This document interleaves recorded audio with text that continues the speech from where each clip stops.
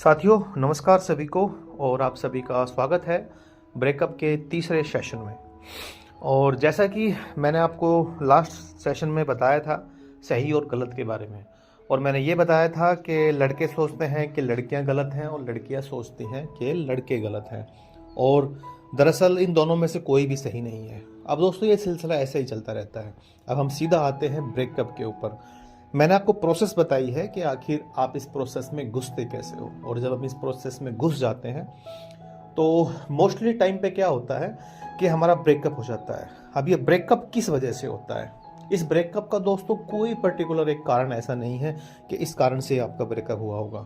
अगर मैं आपको इस वीडियो में कोई 4-5 वजह बता दूं और आपके साथ कोई 6ठी-7वीं वजह हो जाए तो शायद जो तैयारियां आपने की हैं वो तैयारियां आपकी बेकार हो जाएंगी।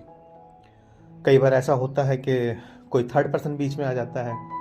कई बार ऐसा होता है कि आपका स्वभाव कुछ ज़्यादा ऐसा है कि आप बहुत ज़्यादा हक जताते हैं और सामने वाले को ये आपका ज़रूरत से ज़्यादा हक जताया जाना पसंद नहीं आता, वो आपसे इरिटेट हो जाता है।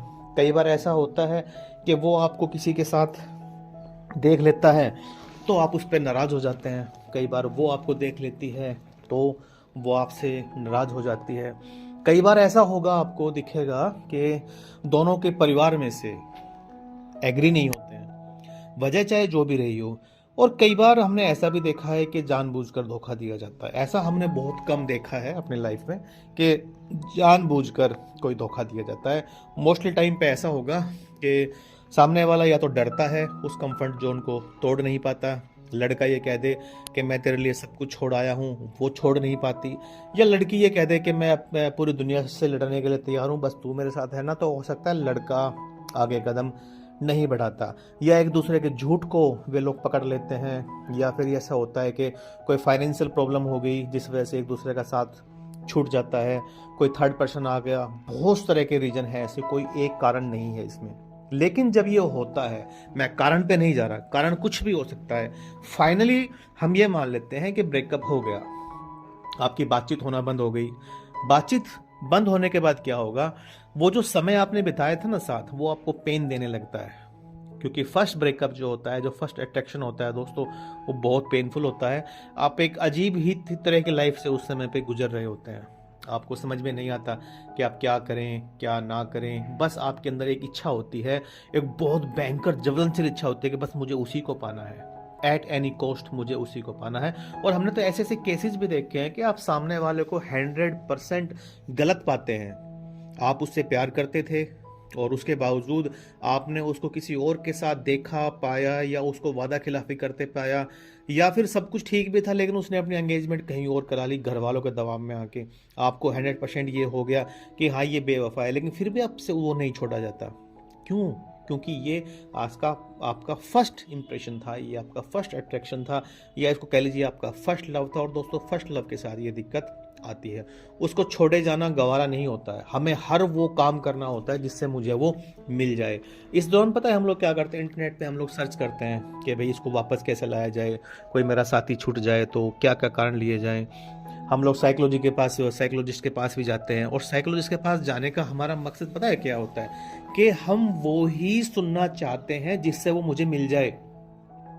अगर साइकोलॉजिस्ट आपको ये बताए ना कि बेटा ये सब चीज़ें नॉर्मल है, आना जाना नॉर्मल चला रहता है और वो चला गया, तो इस बात को लेकर के ज़्यादा परेशान मत हो, अपने कैरियर पे ध्यान दो, माँ बाप का ध्यान दो, सामाजिक चीज़ों को ध्यान में रखो। ये सब चीज़ें हमें उस समय पे सुननी ही नहीं होती है। हमारे दिमाग में रिपीट रिपीट रिपीट रिपीट वही विचार चलता होता है, और उस विचार में जो सबसे बड़ी बात है वो ये होती है कि मुझे उसी को पाना है। मुझे कुछ ऐसा बताइए कि मैं उसको कैसे पा सकूं, मुझे कुछ ऐसा बताइए कि मैं उसको कैसे हासिल कर सकूं, चाहे पैसे ले लो, चाहे मुझसे और कुछ करवा लो। और दोस्तों यहाँ तक भी होता है कि हम लोग तंत्र विद्याओं का सहारा लेने लगते हैं, बाबा जियों के पास जाने लगते हैं, हम लोग हकीमों के पास जाना शुरू कर देते हैं, हम लोग मौलवियों के पास जाना शुरू कर देते हैं, उनसे टोने टोट के करवाना शुरू कर देते हैं, हम कोई मंत्र जाप करना शुरू कर देते हैं। कई बार हम लोग तो इस कदर पागल हो जाते हैं कि रातों को उल्टी सीधी हरकतें करना शुरू कर देते हैं। आपको चौराहे पे जाके ये रख कर आना है, आपको 1000 बार मंत्र पढ़ना है, आपको गड्ढा खोद के ये दबा के आना है, और हम वो चीज़ें करते हैं और कहीं ना कहीं हम उसको प्यार का नाम देते हैं कि कहीं ना कहीं मुझे उससे। अगर दोस्तों ये सब को आप डेफिनेशन इसको प्यार की दे रहे हो, तो ये प्यार की डेफिनेशन नहीं है। ये प्यार की परिभाषा नहीं है। आपका सतर बहुत ज़्यादा गिर चुका है, आप इस वक्त अंधे हो चुके हो, और जब आपको होश आएगा ना, तो जब तक आप बहुत कुछ अपना खो चुके होंगे, जब आपको होश आएगा, डेफिनेटली आपको होश आएगा। मैंने गुड़िया वाली बात बताई थी ना आपको, कि जिस गुड़िया के लिए आप लड़ मर रहे थे आज से 5 साल 10 साल पहले, वो गुड़िया आज आपके लिए कोई वैल्यू नहीं रखती है, क्योंकि आप मैच्योर हो गए हो। 2 साल के बाद जब अपनी इन हरकतों के बारे में सोचोगे ना, यार मैं उस मौलवी के पास गया था इस काम के लिए, मैंने वास्तव में 5000 बार उस मंत्र का जाप करा था, मैं वास्तव में रात को 1 बजे जाकर के ये वाला काम करके आया था, कितना बेवकूफ़ था मैं। आप इन चीज़ों को सोचेंगे, और पता है क्या सोचेंगे, जो आपने आंसू बहाए थे ना, जो आंसू आप बहा रहे थे, आप ये सोच रहे थे कि शायद इन आंसुओं का कोई बही खाता होगा, कि शायद इन आंसुओं का कोई अकाउंट बैलेंस होगा, कोई हमसे पूछेगा कि भाई तूने कितने किलो आंसू बहाए, तो सबसे ज़्यादा मेरे गिने जाएंगे, तो शायद मुझे कोई इनाम मिलेगा, कोई पारितोषिक मिलेगा। ये सारी बातें सोच के आप खुद पे हंसोगे जब समय बीत जाएगा। और जो एक बात और बताई थी मैंने आपको, कि आप ये सोच रहे हैं कि मेरे इतने ज़्यादा कुर्बानियाँ देने का कोई अकाउंट बैलेंस बनेगा, कोई अकाउंट बैलेंस नहीं बनेगा। और हाँ, एक बात और, आप ये सोच रहे हैं कि मैं सारी उम्र उसकी याद में निकाल दूंगा, आपसे भी नहीं निकाली जाएगी, आपसे भी नहीं निकाली जाएगी। कुछ समय के बाद आपके हार्मोन्स चेंज हो जाएंगे, और आप अपनी राह पे चल पड़ेंगे, और उन चीज़ों को आप भूल जाएंगे। ये फर्स्ट ब्रेकअप के बाद की चीज़ें हैं, ठीक है।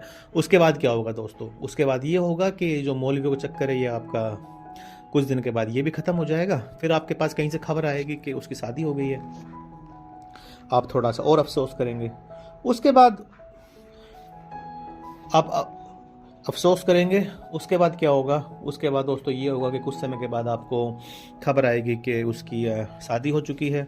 उसके बाद क्या होगा, उसके बाद दोस्तों होगा ये कि आपको इन सब के साथ जीने की आदत पड़ जाएगी। ये नॉर्मल है, आपको इन सब साथ के जीने की आदत पड़ जाएगी, और आदत पड़ने के बाद आपके हाथ में कुछ नहीं रहेगा, आपके हाथ में रहेगा आपका बीता हुआ समय का अफसोस, और इस अफसोस के साथ बीती हुई कुछ यादें।